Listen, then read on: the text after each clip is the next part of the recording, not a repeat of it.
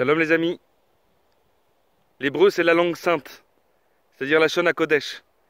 Et c'est pour ça que c'est difficile de traduire l'hébreu parce qu'en réalité c'est une langue qui est très profonde, puisque c'est même le shoresh, c'est-à-dire la source de toutes les langues. C'est la langue de Dieu.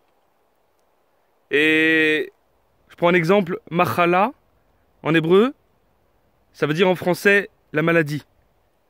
Et mechila, ça veut dire pardon. Et on voit que c'est deux mots qui sont proches. Machala, mechila, en réalité ce sont les mêmes lettres. Ça nous enseigne que quelqu'un qui pardonne maintenant, alors il retire de lui toutes les maladies. Et au contraire, celui qui pardonne pas, alors il attire sur lui toutes les maladies. Maintenant, quelqu'un qui décide de ne pas pardonner, alors ça veut dire qu'il se bat avec le bâton. C'est en gros, Hachem il envoie des gens pour nous faire du mal, pour mal nous parler, pour nous éprouver.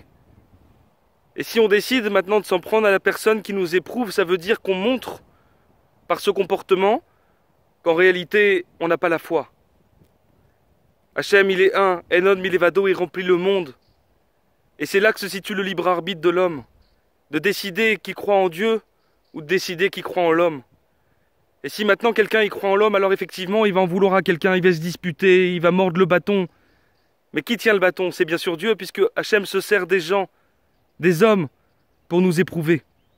Mais si maintenant on décide d'avoir la foi, alors on ne pourra pas se disputer avec les hommes, parce qu'on comprendra évidemment qu'Hachem nous envoie un message à travers ce qui nous arrive, et on décidera de parler qu'avec lui. Et maintenant, si on ne peut pas faire ça, si on ne peut pas pardonner, si tu ne peux pas pardonner, alors prie et demande à Hachem. Demande à Hachem qui te donne la foi véritable de comprendre qu'il n'y a que Hachem dans le monde.